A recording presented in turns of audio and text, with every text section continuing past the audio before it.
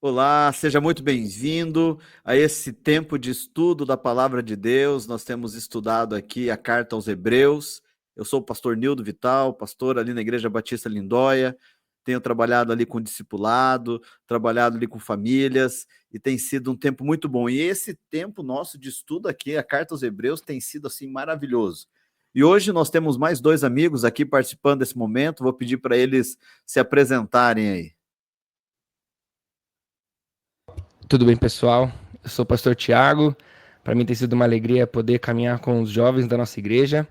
Então, tenho ali participado ali das programações dos jovens, conduzido ali com eles. Então, tem sido uma alegria muito grande estar aqui na Igreja Batista Lindóia com os jovens. E também um privilégio grande de caminhar com Hebreus, né? Uma jornada aí que está chegando no capítulo 10. Então, muito especial, muito aprendizado. A gente brinca, né?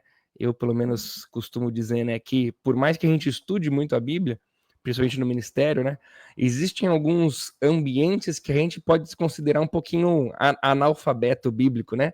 Você sabe que tá lá, mas assim, você ainda fica um pouquinho inseguro, tem que estudar um pouquinho mais.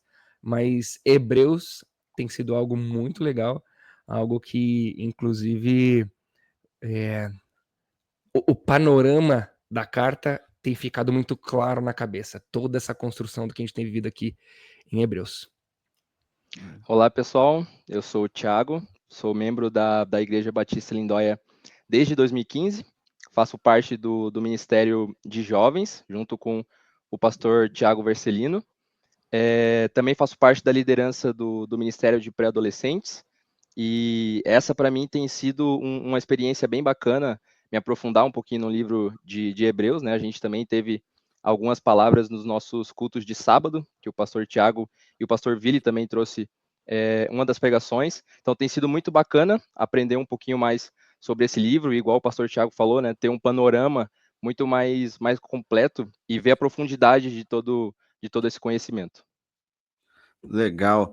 E, Thiago, já vai fazer 10 anos, ano que vem está com a gente, hein, cara? Que Já vai legal. fazer 10 anos. 10 Cara, anos. que legal, que legal. Então, olha só, queria só aqui dar um panorama aqui pra gente, só lembrando, né?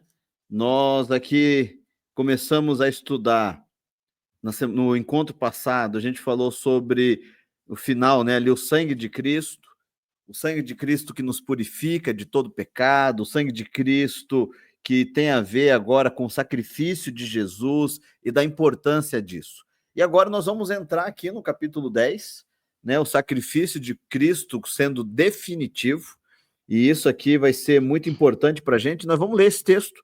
Pedir para você ler para a gente, Tiago, o texto aí de Hebreus, capítulo 10, você lê para a gente ali esse começo ali, a partir do versículo 1 Leio ali, vamos sim, ler alguns pastor. versículos ali, por favor. Combinado. Sacrifício de Cristo é definitivo. A lei traz apenas uma sombra dos benefícios que hão de vir, e não a sua realidade. Por isso, ela nunca consegue, mediante os mesmos sacrifícios repetidos ano após ano, aperfeiçoar os que se aproximam para adorar. Se pudesse fazê-lo, não deixariam de ser oferecidos, pois os adoradores, tendo sido purificados uma vez por todas, não mais se sentiriam culpados de seus pecados. Contudo, esses sacrifícios são uma recordação anual dos pecados, pois é impossível que o sangue de touros e bodes tire pecados. Por isso, quando Cristo veio ao mundo, disse: Sacrifício e oferta não quiseste, mas um corpo me preparaste. De holocaustos e ofertas pelo pecado não te agradaste. Então eu disse: Aqui estou. No livro está escrito a meu respeito. Vim para fazer a tua vontade, ó Deus. Primeiro ele Olha disse: só, acho que até aqui. Sacrifício. Não, vamos até Vai aqui lá. por enquanto, Tiago. Olha só que legal, né? Quando ele vai apresentando para a gente aqui essa ideia ali, o versículo primeiro ali, ó. A lei traz apenas uma sombra dos benefícios que hão de vir e não a sua realidade. E ele começa aqui trazendo essa ideia da função da lei, ele já estava trabalhando isso, então ele continua a desenvolver isso, né? Porque antes, no capítulo anterior, a gente estudou sobre o sacrifício de animais, né? De bodes, de Uhum. ovelhas e de outros animais, e a função do sangue, e aí ele vai dizendo assim: olha, a sombra, a lei, esses outros objetos eram apenas a sombra, porque eles mostravam uma outra realidade. Por isso, ela nunca consegue, mediante os sacrifícios repetidos ano após ano, aperfeiçoar os que se aproximam dela. E é muito legal estar dizendo assim, não importa o que eram isso, elas eram apenas sombra, elas não conseguiam ter um caráter definitivo, né? E aí ele coloca ali no versículo 2, ó, se pudesse fazê-lo, não deixariam de ser oferecidos? Pois os adoradores, tendo sido purificados uma vez por todas, não mais se sentiriam culpados de seus pecados. Quando a gente lê esse início aqui, Tiago, o que vem à sua mente aí? O que vem ao seu coração quando a gente lê esse início de texto aqui? Pensando principalmente ali já no versículo 1, Pastor Nildo, a gente já interpreta a lei traz apenas uma sombra, como sendo aquele sistema levítico, é isso? A questão das ofertas, dos sacrifícios e etc. Então ele remete à época dos sacrifícios, isso? Aham. E esse Perfeito. sacrifício. Porque eu Mesmo. penso bastante nisso quando ele traz ele. Pode falar. Eu acho que esse comecinho ele já traz, ele já começa trazendo forte, é algo que já foi falado, que é a questão do sacrifício perfeito, né? Que é o sacrifício de Jesus. Então, aqui eu entendo que o autor ele já começa a trazer a questão de que através do sacrifício perfeito a gente não depende mais daqueles sacrifícios que a gente fazia nas leis da época do sistema levítico. Então a gente deixa de ter a gente deixa de ter um sacrifício para ter um benefício temporário, né, que seria o sacrifício ali em relação à culpa, para a gente ter um sacrifício eterno, que seria o sacrifício de Jesus. Isso. Quer dizer, a gente não tem mais um sacrifício temporário, algo que de alguma maneira não persista, não permaneça. Mas sabe o que eu acho interessante, cara? Parece que gostamos do temporário. Parece que o sacrifício de Cristo ele não é suficiente. Então a gente fica tentando arrumar outras coisas que de alguma maneira a gente acha que vai substituir. Parece que a gente quer pagar o preço. E a gente tem falado sobre isso várias vezes. E aí é legal que no versículo 4 ele fala: é impossível que o sangue de touros e bodes tire pecados. É impossível. Eles não vão fazer isso, né? Não existe razão alguma para que isso se torne uma verdade. Por isso, quando Cristo veio ao mundo, disse, aí ele vai para o texto, e esse texto é um texto do Salmo ali, né? Vai dizer exatamente ali, sacrifícios. O que ele quer dizer com isso? Ó? Sacrifício e oferta não quiseste, mas um corpo me preparaste, de holocausto e oferta pelo pecado não te agradaste. O que ele quer dizer com isso, Tiago? Então, pastor, nesse versículo, a partir do versículo 4 ali, né, um pouquinho dentro dos estudos que eu fiz aqui para a nossa conversa, eu entendi que o sacrifício naquela época, ele não servia, já naquela época, ele não era visto para remoção ou perdão de pecados, né? Mas era justamente uma preparação para a vinda de um Messias. Então eu entendo que a lei, ela nunca quis dizer que, através desse sacrifício que a gente faz, a gente tem ou remoção de pecados ou o perdão dos pecados. E eu acredito que a gente vê um pouquinho disso no texto, de algumas pessoas que acabam deturpando esse sentido, né? Trazendo a ideia de que, através do sacrifício, o meu perdão está, o meu pecado está perdoado. E, na verdade, o motivo do sacrifício é só a preparação para a vinda de Cristo, né? Então, desde aquela época até hoje, nunca foi esse o propósito principal. Mas aí, com o sacrifício de Jesus, daí sim a gente teve a remoção e o perdão dos pecados. E é interessante porque as pessoas viviam o Antigo Testamento oferecendo sacrifícios, e volta e meia nós vemos Deus, através dos profetas, dizendo assim: ei, não é isso que eu quero. Vocês estão oferecendo sacrifícios que não me agradam. Vocês estão tendo posturas que eu quero outra coisa de vocês fazem jejuns aí que não são para mim. Vocês oferecem algumas coisas. É interessante, tem uma história que eu gosto muito, que é quando Saul, que foi o primeiro rei de Israel, Saul, ele recebe uma ordem direta de Deus, que ele iria guerrear contra um povo e ele deveria eliminar tudo que houvesse lá, inclusive os animais. Mas quando ele chega lá, ele fala, não, esses bichinhos aqui estão tão bonitinhos, e ele leva. E aí o profeta Samuel, quando olha para aquilo, diz assim, ei, tô escutando barulho de ovelhas? Que isso? Não, rapaz, eu trouxe para adorar a Deus, para sacrificar ao seu Deus, ainda fala ao seu Deus. E aí Samuel diz assim, que Deus tem mais prazer na obediência do que no sacrifício. Então nunca foi sobre sacrifício, mas sim pela obediência. O sacrifício, ele precisava apenas apontar, por isso que o texto vai continuar ali, ó.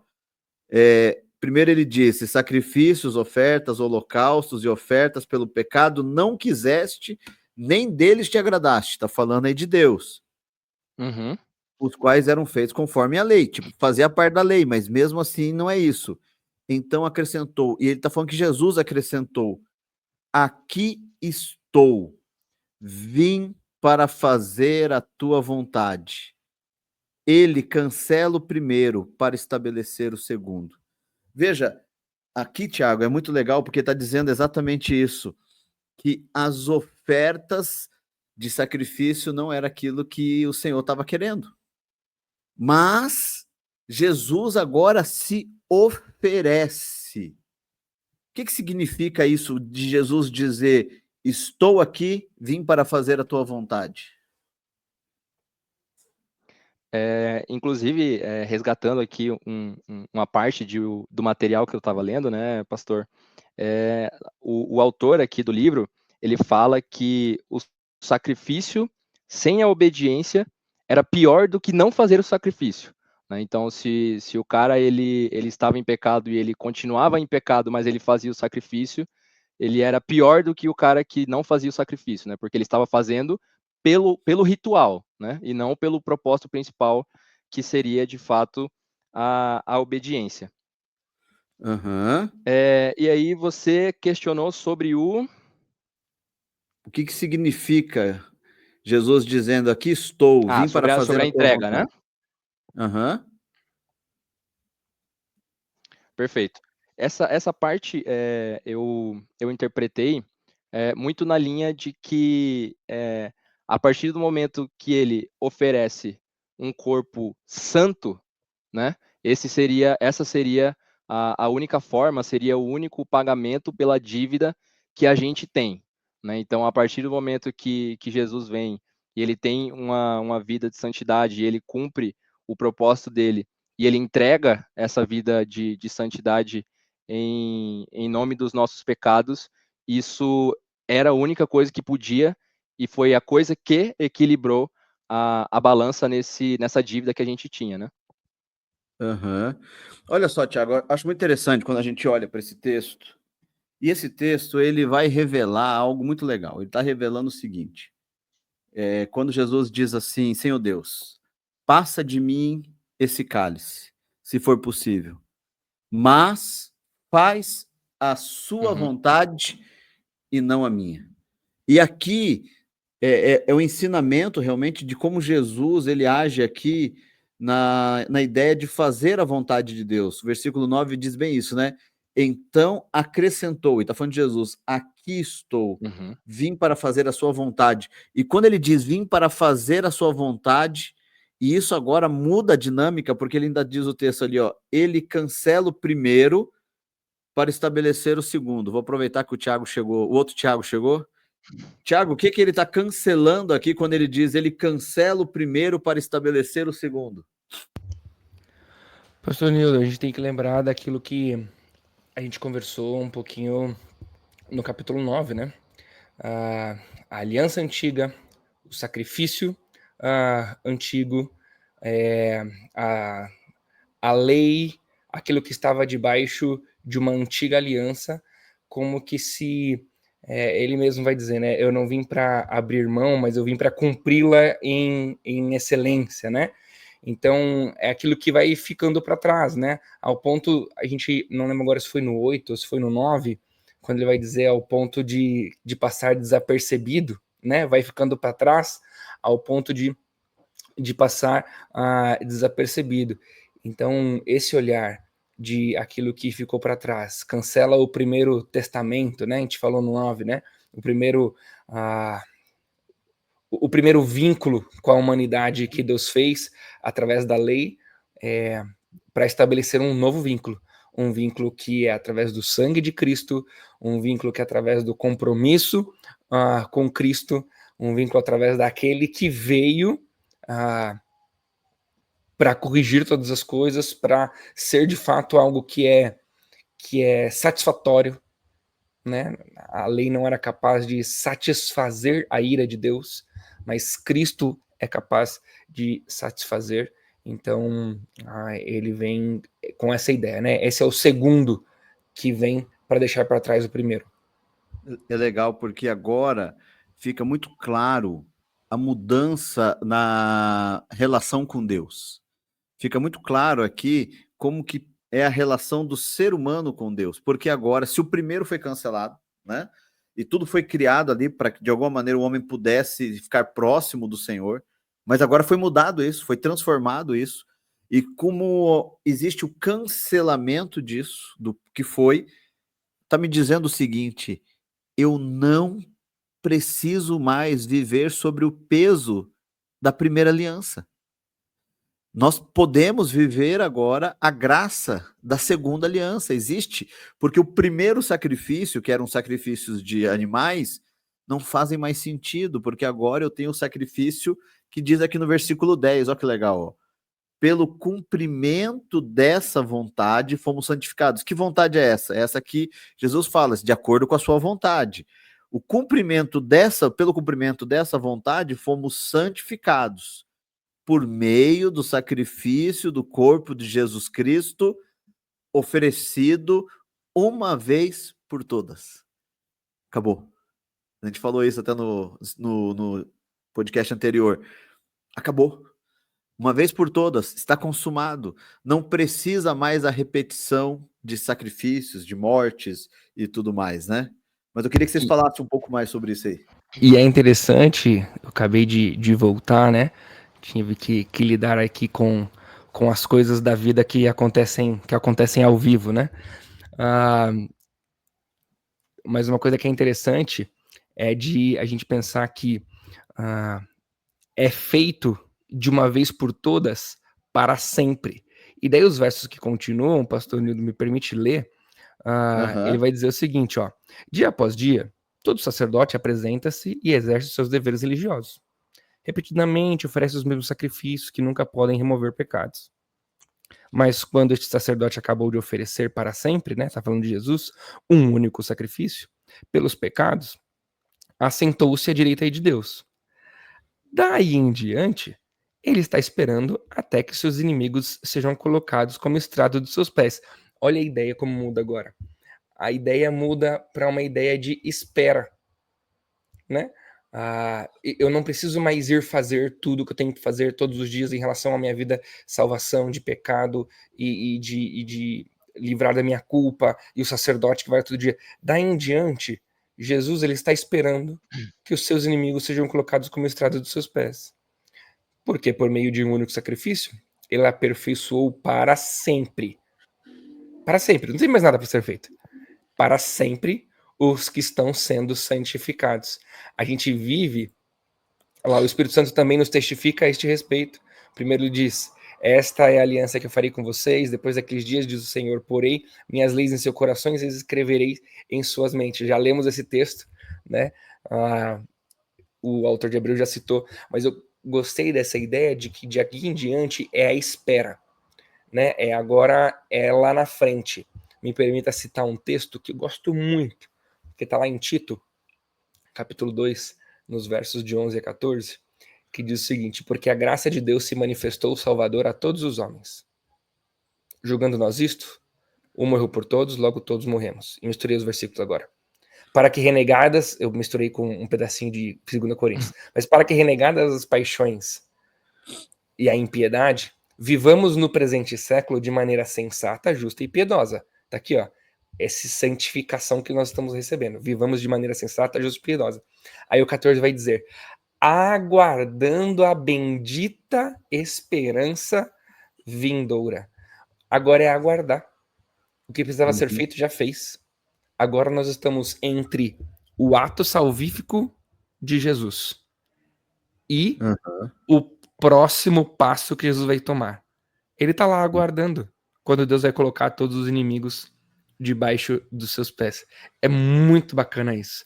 Mais uma vez, é aquela luta contra o ativismo religioso, contra a autojustificação, contra a necessidade que eu tenho de tentar fazer algo para conseguir o favor do divino. Não, gente, Jesus já fez. Agora é esperar, desejar a vinda dele, viver em santidade até ele voltar. Tá, mas olha só, até para perguntar pro Anderson aqui, né, fazer uma pergunta para ele. Ele fala no versículo 14, eu queria voltar aqui, porque ele fala assim, porque depois dessa espera que o pastor Tiago falou, por meio de um único sacrifício, ele aperfeiçoou para sempre os que estão sendo santificados. Então, vou apertar o Anderson agora, ele não sabia dessa pergunta, você que está nos acompanhando, ele não sabia que eu iria perguntar isso para ele, então, Tiago, fica muito tranquilo em responder, porque você não havia sido preparado para essa pergunta, mas o que significa esse negócio de aperfeiçoou para sempre? O que é isso? O que esse autor, na sua concepção de quem foi pego desprevenido aí, o que significa isso aí, cara? Muito bem, pastor. Eu fui, de fato, pego de surpresa, mas eu passei por esse tema durante os meus estudos, então eu estou um pouquinho mais confortável para responder. Esse? E ali no verso 14, quando ele fala sobre esse ponto da perfeição, através dos materiais ali, né, eu interpretei que é a nossa Cristo nos apresenta diante de Deus de maneira perfeita, né? Então, através do sacrifício perfeito dele, nós somos apresentados a Deus como perfeitos. E aí, esse seria um tópico que, voltando só um pouquinho ali para o 10, que eu pediria até para vocês complementarem depois de passar por esse ponto do versículo 14, porque no 10 foi quando eu encontrei ali na minha Bíblia de estudos termos que até então eu não tinha tido contato, que é a santificação posicional e a progressiva, né? Então, a posicional, que é justamente esse ato da santificação no ato da conversão, então é quando a gente de fato aceita Jesus e através da sua morte nós temos a salvação, e a progressiva, que é aquela melhoria contínua junto com o Espírito Santo ali no dia a dia, né? Então aí já entra um pouquinho do esforço humano, que é o nosso trabalho no dia a dia, junto com a graça de Deus. Mas a gente tem a posicional, que daí seria 100% divina. Mas, fechando aqui a minha contribuição no versículo 14, entendo que seria dessa forma, tá? A nossa apresentação do nosso corpo sendo perfeito para Deus através de Cristo. Rapaz, se todo mundo respondesse bem assim quando fosse apertado, né, rapaz? Olha que beleza. Diga aí, Thiago. É interessante porque essa ideia da santificação posicional, né? Nós somos declarados santos, né? É interessante que Efésios vai dizer isso, Efésios capítulo 1, né? Que nós somos predestinados para sermos santos. Então, hoje nós já somos santos, declarados santos, né? Mas essa santidade, ela vai ser um processo até o dia que Jesus vai nos apresentar, como no 14, santos, de uma vez por todas. Mas uma coisa que eu acho interessante é que muitas vezes, até pela música, e eu não acho errado cantar essa música, tá? Mas essa música grava muito a nossa ideia de que meu alvo é Cristo, né? Meu alvo é Cristo, meu alvo é... Ou seja, eu estou perseguindo um alvo, né? E Efésios capítulo 4, 13 vai dizer nós irmos até a maturidade cristã, de atingirmos aquilo que Jesus é. Mas é interessante que a gente deixe de lado o fato que Jesus, ele não é só o nosso alvo. Jesus, ele é o ponto de partida e ele é o alvo. Porque se eu fico falando que Jesus ele só é meu alvo, parece que eu tô sozinho. Parece que eu tô aqui, né? Depende de você chegar lá, né? Isso, tá lá, meu alvo, tô apontado pra ele, vou chegar lá, Jesus, tô indo, hein? Mas a gente esquece que quando ele morre na cruz, ele estende a mão. E ele fala assim, ó, o alvo de vocês é ser igual eu fui, mas vamos junto? Vamos dar a mão aqui? E vamos junto. Então Jesus, ele não é só o alvo, mas ele também é o ponto de partida. Sem Jesus, nós não teríamos alvo nenhum para perseguir. Isso é muito interessante. Não, é muito bom. E é muito legal o seguinte, porque lembra que ele está falando aqui que o sumo sacerdote, ele precisa apresentar sacrifícios por ele e pelos outros. Jesus é o sacrifício perfeito. E agora ele vai dizer que o sacrifício de Jesus é tão perfeito que não precisa mais ser apresentado sacrifício por nós, porque o sacrifício perfeito já foi feito. E nós agora fomos aperfeiçoados na santificação, porque fomos santificados através do sacrifício de Cristo. Né? Tanto é que no versículo 18 ele fala: onde esses pecados foram perdoados, não há mais necessidade de sacrifícios por eles. Acabou a necessidade, porque nós somos aperfeiçoados, mas não significa que somos perfeitos. Veja, que são coisas diferentes. Tem que entender o que o texto está trazendo de perfeição, né? Nós somos, como disse o Tiago ali, é fácil eu falar, o Tiago diz e qualquer um dos dois agora, né? Igual o Tiago diz assim, Cristo fez, então é por causa do sacrifício dele. Nós somos aperfeiçoados e estamos sendo aperfeiçoados, e isso mudou. Foi o sacrifício dele, então não precisa mais sacrifício. Eu sei que pra gente isso é muito fácil, talvez, de compreender, mas nós estamos estudando algo dentro de uma outra cultura e de um outro ponto de vista. Então, quando eu consigo entender o que a cultura da época dizia, o que eles estavam querendo dizer, aí sim fica muito mais profundo para nós hoje, né? Eu não sei se vocês queriam falar mais uma coisa sobre isso aqui. Pastor, eu queria só tentar aplicar um pouquinho de como isso influencia o nosso dia a dia na igreja. Legal. Porque o primeiro passo que eu vejo é, por exemplo, nos aconselhamentos, né? Normalmente a gente vai aconselhar pessoas e é comum ouvir irmãos comentando, né? Até eu tenho um outro contexto, né? Eu tenho o contexto da palavra da vida, né? Acho que eu não falei isso em nenhum podcast até agora, num episódio, mas além de pastor de jovens na igreja, eu também sou responsável por uma área da palavra da vida aqui no Paraná. Então eu acabo vivenciando, né? Muitos casos de aconselhamento, né, de outras igrejas e tudo mais. Uma coisa que acontece muito é aquela ideia de que eu não tenho tudo que eu preciso para mudar. Ou seja, eu preciso parar de ver pornografia. Então leia mais a Bíblia e confesse seus pecados. Eu preciso ficar menos irado. Então vá mais à igreja e preste contas da sua ira para as pessoas.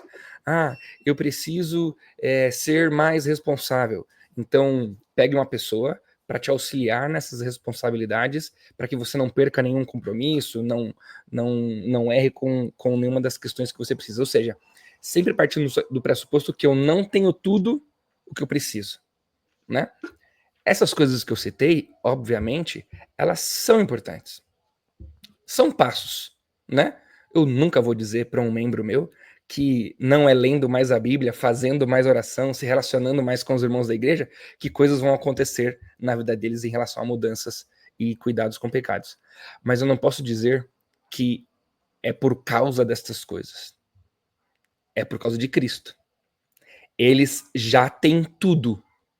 Eu acho que uma das palavras de maior esperança para alguém que está tentando lidar com um pecado, ou para alguém que está tentando lidar com o luto, ou com alguém que está tentando lidar com a culpa, é ela poder sair de uma conversa pastoral, de uma conversa de aconselhamento, sabendo que ela já tem tudo o que ela precisa para lidar com o que ela está passando.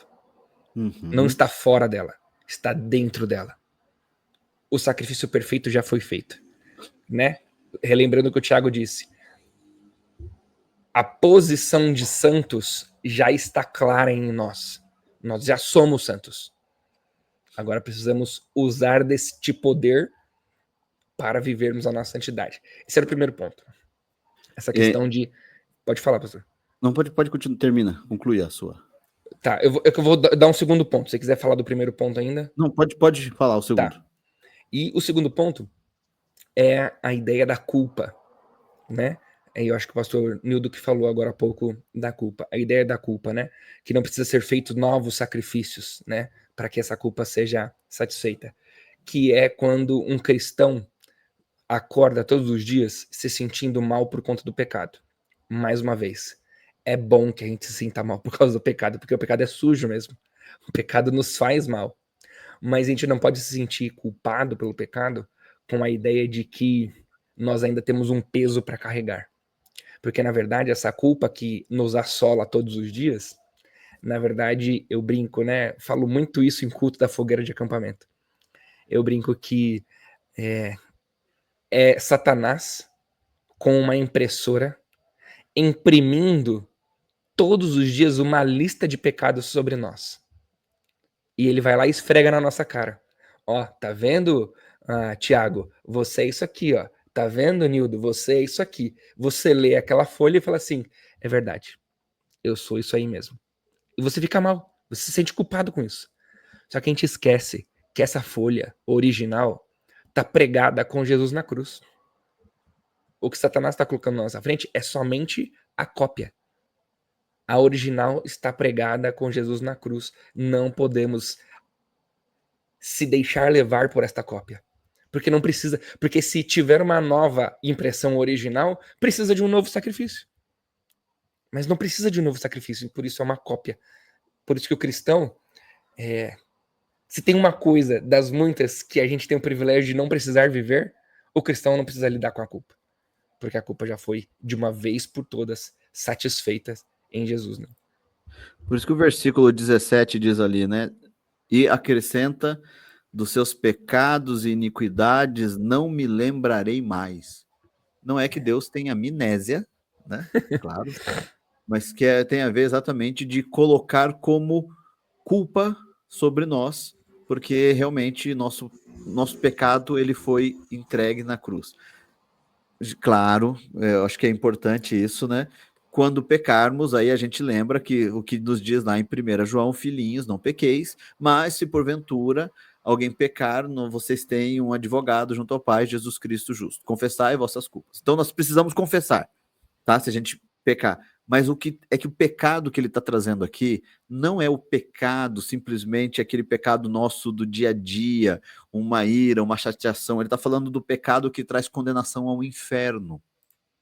Esse pecado, quando nós entregamos a vida a Jesus e confessamos nossos pecados, se com a sua boca confessar Jesus Cristo é Senhor e no seu coração crer que ele ressuscitou, será salvo. Então é essa a ideia que o texto está trazendo para a gente. Mas outros pecados que acontece na nossa vida cristã, eu já tenho o sacrifício. Jesus não morre de novo pelo meu sacrifício, a gente já estudou isso, ele já morreu, agora eu confesso para me manter em santidade, em pureza. Agora tem a ver com santidade, não agora com justificação, né? É esse processo aí que vai acontecendo. Acho legal a gente continuar lendo aqui o texto. Legal, pastor Você lê pra Nildo, gente aí, Thiago? Só para complementar rapidinho, fale. Tá? Um ponto que me vem à cabeça que eu já tinha lido sobre isso, inclusive acho que já tinha falado com o Vercelino em algum momento, é que esse exemplo de confessar o pecado, né?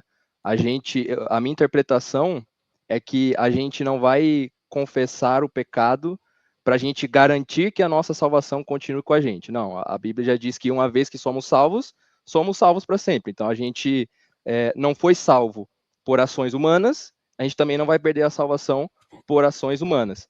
Mas porque somos salvos, nós vemos a confessar o pecado. Né? Então, esse tipo de atitude ele passa a ser uma consequência e não mais o motivo principal. Né? Eu não vou confessar para o meu amigo que eu pequei ontem porque eu quero garantir que a minha salvação continue comigo. Mas já que eu sou salvo, cara, então eu vou me manter santo e vou confessar o meu pecado para o meu amigo. Uhum. É isso. Pode falar. É a ideia que eu brinco sempre, né? Os jovens da igreja estão ficando já carecas de eu brincar com isso. Quando tem o portanto na Bíblia. Portanto, olha, já que vocês entenderam tudo isso que Jesus fez, tudo isso que ele é superior, tudo que ficou para trás, tudo que nele é diferente. Então, portanto, o jeito de viver é esse. É por Aham. causa do que Jesus fez que eu ganho as maneiras como viver. E eu não vivo para alcançar aquilo que Jesus fez. Por isso que o 19 vem para completar o nosso texto.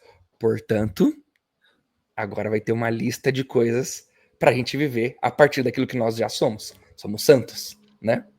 Quem Isso. vai continuar lendo? O Thiago Anderson lê pra gente aí. Tá Vai bom. aparecer aqui na tela, Thiago, para você ler na Opa, mesma perfeito. tradução aí. Portanto, irmãos, temos plena confiança para entrar no Santo dos Santos pelo sangue de Jesus, por um novo e vivo caminho que ele nos abriu por meio do véu, isto é, do seu corpo. Temos, pois, um grande sacerdote sobre a casa de Deus. Sendo assim, aproximemo-nos de Deus com um coração sincero e com plena convicção de fé, tendo os corações aspergidos para nos purificar de uma consciência culpada e tendo os nossos corpos lavados com água pura. Apeguemo-nos com firmeza à esperança que professamos, pois aquele que prometeu é fiel. E consideremo-nos uns aos outros para incentivar-nos ao amor e às boas obras. Não deixemos de reunirmos como igreja, segundo o costume de alguns, mas encorajemo-nos uns aos outros, ainda mais quando vocês veem que se aproxima o dia. Acho que tem aqui, olha só que interessante. Quando ele começa a dizer o portanto, né?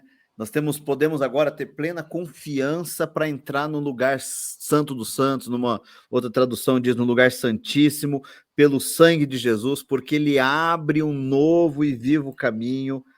E é interessante que aqui o autor está dizendo que o véu que foi aberto não é o véu do templo, porque a gente fala que o véu do templo se rasgou, né?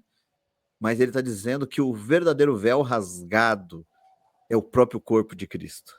Veja que ele amplifica a ideia, né? Está dizendo é o corpo dele que foi rasgado, é pelo corpo dele que a gente consegue ter acesso. E quando ele fala ali que temos o coração aspergidos, é porque no capítulo anterior ele fala que todos os objetos do templo foram aspergidos com sangue para serem santificados e purificados. E, então, como a gente temos que lembrar que esse texto ele foi escrito de uma vez só, né? Então ele acabou de escrever no capítulo 9 de todos os objetos foram aspergidos, e agora ele está dizendo assim: o seu coração também foi aspergido pelo sangue, e agora você também foi purificado pelo sangue de Jesus. E agora a gente não precisa, agora a ideia da culpa, né? Ter uma consciência culpada. Por quê? Porque a gente foi purificado e nós somos lavados com a água pura. Quer dizer, houve ali toda uma limpeza e uma transformação, né? Esse Que você... pedacinho do texto é mais uma para entrar na série das músicas que a gente canta no louvor, que tem trechos de Hebreus, né? Uhum. Pelo novo e vivo caminho, né, música do Fernandinho. E, Uhum. enfim, era só para citar, porque a gente tá citando algumas músicas que a gente canta que tem citações de Hebreus. Mas acho que interessante como essa nova perspectiva, essa nova realidade nos dá, então, algumas responsabilidades. 22. Isso. Sendo assim, primeiro, aproximemo-nos de Deus com o coração sincero e plena convicção de fé. Pronto. Né? Sem culpa e tudo mais. Então vamos aproximemos-nos de Deus. Não tem motivo para não se aproximar. Exatamente. Agora é isso aí, ó, relacionamento pessoal. Você e ele. Se aproxime de Deus com plena convicção de fé. Você tá limpo agora. Você não tem por que ter medo de chegar perto de Deus. Você não tem por que ter medo de entrar no Santo dos Santos, né? Você não tem mais a necessidade de procurar o sacerdote para se relacionar com Deus. Você não tem que marcar com o pastor, né? Você não tem que procurar alguém na igreja para você se relacionar com Deus. Agora vai lá. Se aproxime. Segundo, lá no 23. Apeguemo-nos com firmeza à esperança que professamos. Pois aquele que prometeu é fiel. Olha, a gente não está sozinho. Vamos esperar. A gente pode se apegar com firmeza. Ele prometeu. Ele vai salvar a gente. Ele vai levar a gente. Por isso aí, ó, em Roma, pastor Nildo comentou um dia sobre a datação, né? Entre 50 e 90. Eu vou ficar com um pouquinho da ideia. Olha eu aí, esquecendo de mudar o nosso formato. Mas eu fico um pouquinho com a ideia de talvez depois de 70. Porque daí É que eu prefiro também. Nero já colocou fogo em Roma. Então vamos pensar que talvez eles estejam vivendo em perseguição, né? Uhum. Puxa, e agora? Vão pegar a gente, vão matar a gente. Peraí, se apeguem à firmeza da esperança que a gente professa. Pode perseguir, pode vir, pois aquele que prometeu é fiel. Terceira palavrinha, vou falar 5, tá bom? E daí a gente pode reagir depois delas. E consideremos uns aos outros, né? Olha, nessa caminhada, não sou só eu que tenho o coração aspergido. O pastor Nildo também. O Tiago também. Então agora é uns com os outros. Incentivarmos ao amor e a boas obras. Vamos lá, gente. Vamos fazer as coisas juntos. Vamos caminhar junto. Vamos? O que a gente tá caindo? Eu tô te dando a mão, te levantar, né? Eu tô na mesma condição de santo que você. 4. Não deixemos de nos reunirmos como igreja. Nosso texto preferido para mandar o jovem ou adolescente para ir para a igreja, né? Hebreus 10, 25. E não deixemos de nos reunirmos como igreja. Segundo é o costume de alguns. Olha, não fomos feitos para viver sozinhos. Não é uma fé singular. É uma fé comunitária. Deus é comunitário. Ele é 3 em 1. São 3 pessoas na mesma essência que coexistem juntas. Deus é uma comunidade. Se somos imagem e semelhança dele, fomos feitos para viver em comunidade. E por último, procuremos encorajar-nos uns aos outros. Ainda mais quando vocês veem que se aproxima o dia. E reforça um pouquinho a ideia do esperar. Agora é esperar. Vamos nos encorajar. Porque a gente está vendo. O dia se aproxima. Se o dia se aproxima, é hora de a gente se manter perseverante. Já tivemos 3 broncas em Hebreus. Vamos caminhar para a 4ª bronca agora, né? Olha, não podemos vacilar. Temos que perseverar até o fim. Então vamos nos encorajar. Eu acho interessante, principalmente por causa dessa crescente que ele vai fazendo aí, dizendo para a gente se aproximar até Deus. Eu não tenho desculpa. Mas muita gente na sua vida cristã, muitos estão parando aqui. Eles dizem assim: eu não preciso de igreja, eu não preciso do outro, porque eu tenho Deus no coração. Eu vivo o meu cristianismo, eu vivo a minha religiosidade, eu vivo a minha vida com Deus. Não, eu tenho vida com Deus. Só que ele vive no isolamento da casa dele, no isolamento do compromisso dele. Mas o texto, ele não para ali. Ele diz: a gente se aproxima até Deus. Eu me aproximo até Deus e eu me apego à esperança que professamos, não é a esperança que eu professo, mas professamos juntos, né? Pois aquele que prometeu é fiel, então eu sei disso. E aí eu considero os outros. Veja, aí eu começo a fazer parte. Eu não deixo de me reunir como igreja. E eu encorajo, pegando essas 5 palavras que você trouxe aí. Veja que ele parte da ideia eu com Deus, mas o cristianismo, ele não tem a ver somente eu com Deus. Ele envolve uma crescente, uma horizontal e uma vertical, né? Uma vertical e uma horizontal. Ele tem a ver a nossa relação com Deus e a nossa relação com o outro. E a gente percebe que a pandemia, ela afastou muita gente, né? A gente viveu um momento de pandemia e a gente fez muitas EBDs assim, desse jeito, desse formato aqui, mas a gente não podia se reunir como igreja num mesmo lugar. E depois da pandemia, muitas pessoas têm dificuldade em voltar. Não estou dizendo quando é problema de saúde, porque problema de saúde justificado está, né? mas alguns começaram a achar que não seria mais necessário essa convivência. Só que a convivência apenas no virtual, ela diminui muitas dessas coisas que a gente leu aqui agora. Então isso precisa ser revisto porque faz parte. Inclusive vai vir uma advertência grande agora para a gente ali nesse texto, né? O pastor, antes de a gente ir para a advertência, no capítulo 9, quando a gente aproveitou a Morena para falar um pouquinho da realidade dos adolescentes, seria legal se o Thiago pudesse falar para a gente um pouquinho como que é essa vivência dessas 5 palavras, né?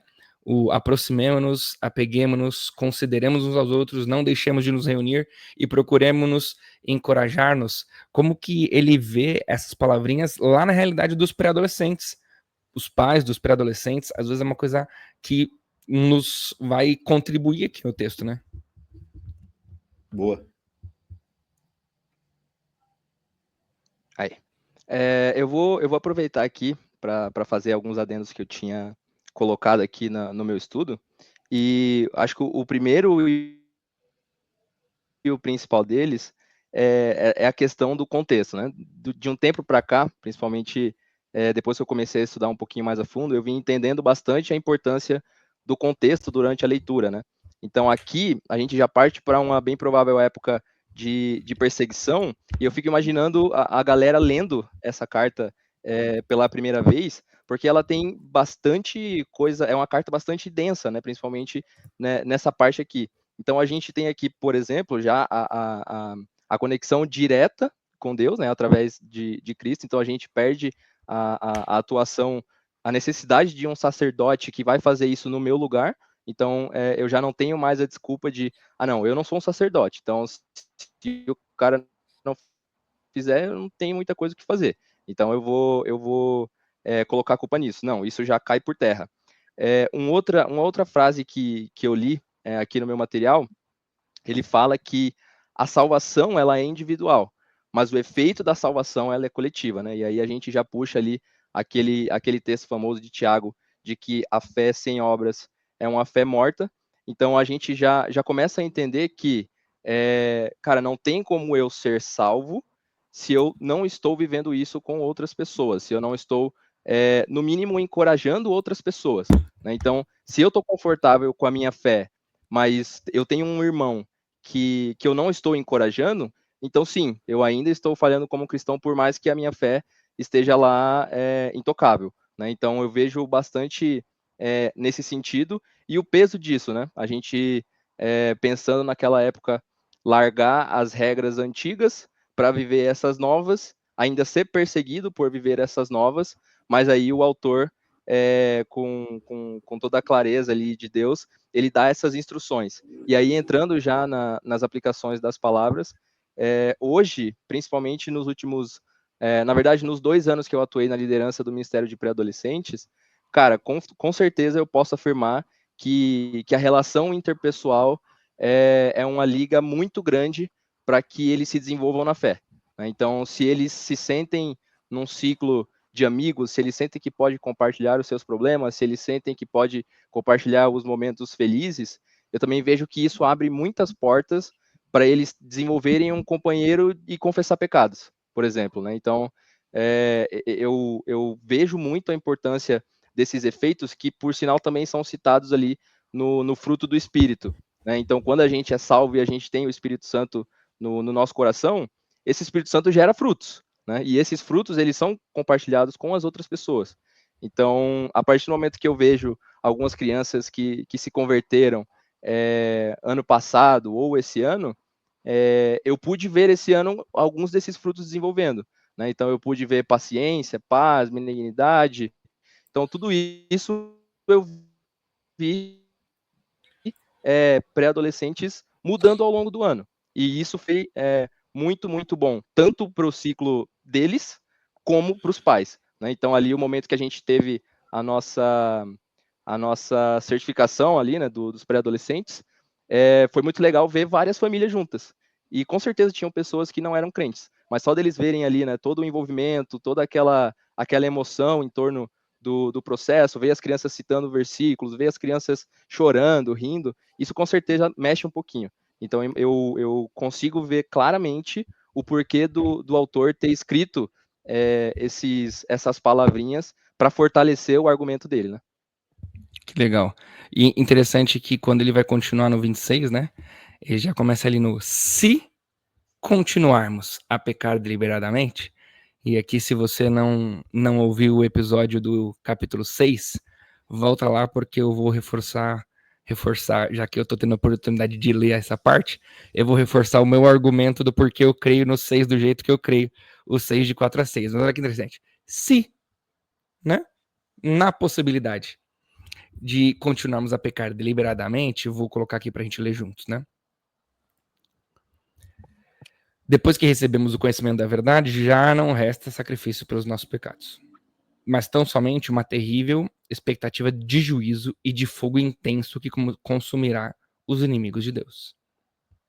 Quem rejeita a lei de Moisés morria sem misericórdia, pelo depoimento de 2 ou 3 testemunhas.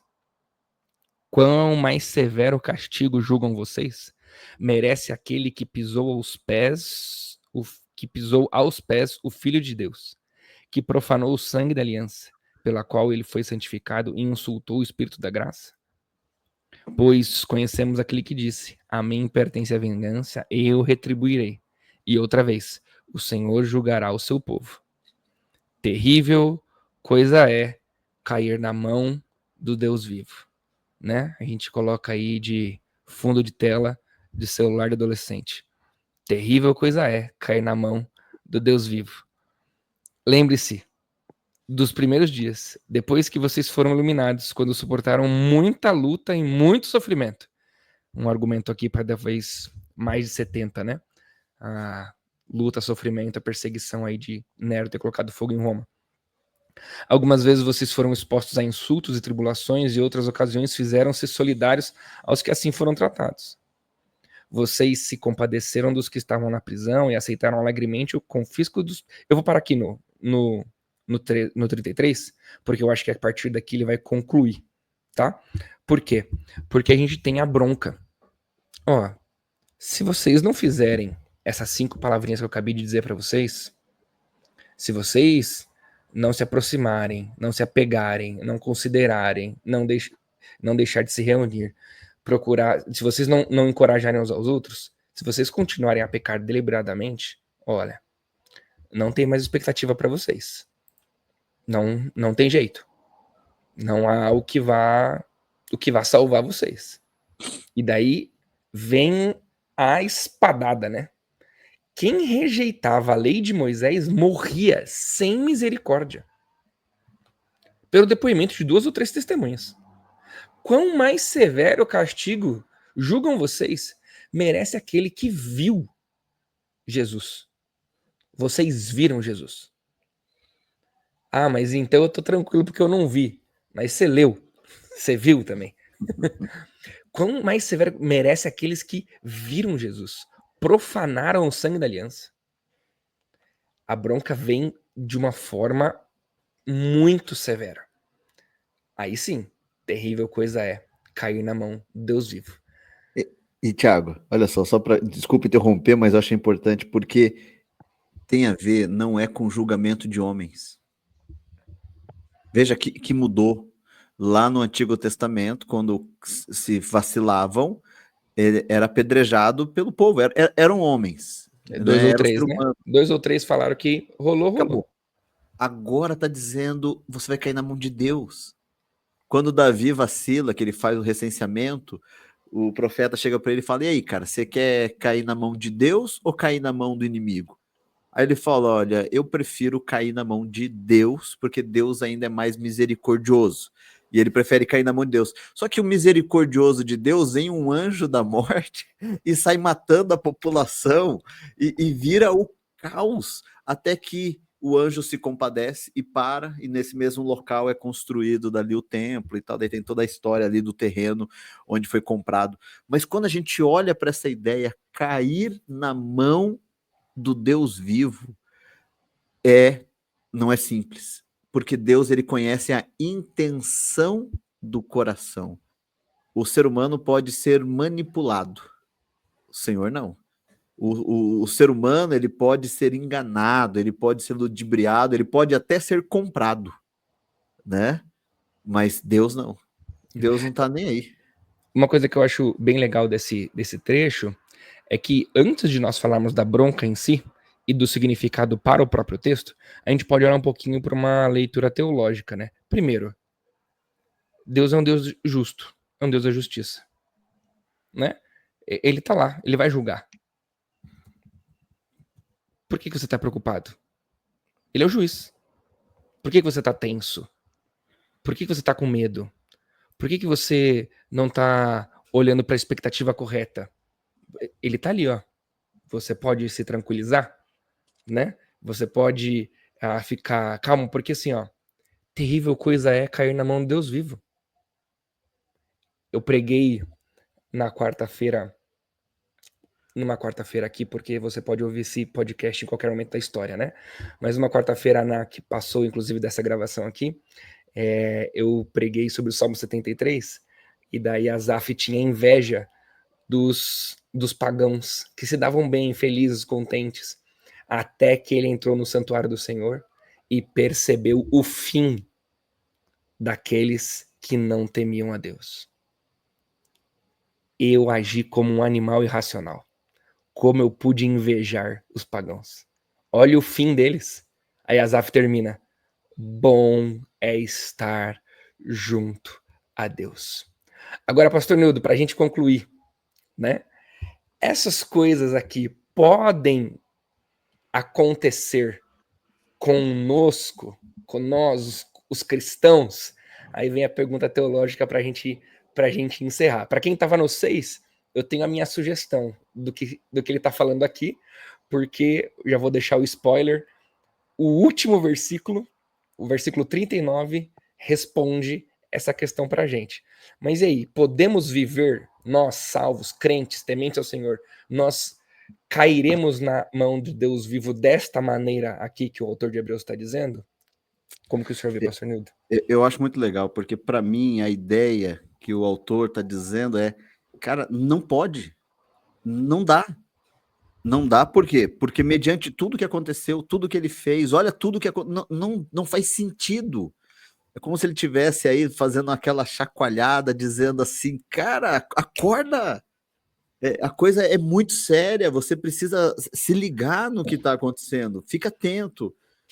Porque quando a gente vai para esse último versículo aí, e eu penso que ele, para mim, também é a base, né? Tanto é que ele está bem grifadinho na minha Bíblia aqui, porque nós, porém, aí ele está dizendo nós, né? Aí ele fez toda acusação e tal, daí ele conclui, né? Nós, porém, não somos dos que retrocedem e são destruídos, mas dos que creem e são salvos. Então, a grande advertência aqui é o retrocesso, é o passo para trás, é você não levar a sério o que você aceitou. Ele fala, inclusive, ó, vocês passaram por um monte de coisa. Vocês se compadeceram do que estava na prisão e aceitaram alegremente o confisco dos seus próprios bens, porque vocês sabiam que tinham bens superiores e permanentes. Veja, ele está dizendo assim, nós somos desses, nós não somos daqueles que retrocedem, porque é o que a gente já passou. Então, ele traz a consciência e fala, olha, não dá mais para a gente ser menino, não dá mais para a gente caminhar desse jeito, porque nós cremos e somos salvos. Vocês precisam perseverar. É quase que vocês irão perseverar. Quando tiverem Não feito tem a vontade opção. de Deus, recebam o que ele prometeu. Vocês irão perseverar. Isso mesmo. O Thiago Anderson, fala pra gente aí as suas considerações finais diante de tudo que a gente falou. Você tem aí alguns segundos para fazer a sua conclusão. Show, pastor. Eu vou muito na linha também de que isso não pode ocorrer com os cristãos, né? E eu vou muito na linha de é um chacoalho tão grande, né? Que ele é como se ele tivesse instigando a gente a pensar, cara, pelo amor de Deus, você é cristão, você vai cometer esses erros que um pagão provavelmente cairia, né? Tipo, cara, você passou pela transformação, você é um cristão. Então, tipo, não tem como isso acontecer com você. Então, mas, cara, persevera, né? Continua firme, e aí ele dá ali algumas sugestões, principalmente ali com as 5 palavras, e ele traz muito forte a questão da unidade, né? Então a gente trabalhar como irmãos de verdade, trabalhar como cristãos, a gente compartilhar de cultos, a gente perseverar, a gente ajudar um ao outro. Então eu enxergo também como essa chamada de atenção, mas que no final das contas esse tipo de castigo, né, ele não se aplica a um cristão verdadeiro. Mas acho que a chamada de atenção é justamente nessa linha de, cara, vocês estão indo por aí, mas vocês são cristãos, então não tem como vocês caírem nisso, pelo amor de Deus, vocês não são pagãos, vocês foram convertidos, vocês foram transformados, vocês viram, vocês passaram pela aliança antiga e estão na aliança nova. Por favor, perseverem, né? E aí ajam conforme aquelas palavrinhas. Então, é mais um capítulo bem interessante, bem denso, né? Com bastante informação, mas que, tendo a oportunidade de estudar um pouquinho mais a fundo, com certeza saio com bastante aprendizado. E aí, Thiago, e a sua consideração final, Thiago? Se me perguntarem assim, Thiago, você tem certeza da sua salvação? Você vai perseverar até o fim? Eu vou responder, sim, tenho certeza da minha salvação e eu vou perseverar até o fim. Mas eu só vou descobrir quando chegar o fim e eu tiver perseverado até o fim. Embora eu tenha certeza, embora eu sei que eu só vou descobrir que de fato perseverei quando eu chegar lá e eu ter perseverado. Por isso que essa bronca faz sentido para mim. Se eu continuar a pecar deliberadamente, talvez signifique que eu não serei um daqueles que perseverou. Eu não tinha o poder o suficiente para ter perseverado. Por isso que nós vamos continuar perseverando. Eu quero convidar você a continuar perseverando no nosso próximo estudo. Nós vamos falar exatamente de exemplo de homens e mulheres de fé que perseveraram. Isso para a gente vai ser fantástico. Vontade que dá de já começar a conversar sobre o próximo capítulo aqui, que é o capítulo 11 de Hebreus e 12. São capítulos, todos são bons, né? Mas a gente vai cada vez imergindo mais aqui. Que Deus abençoe e a gente se vê aí no próximo episódio. Valeu. Valeu. Valeu.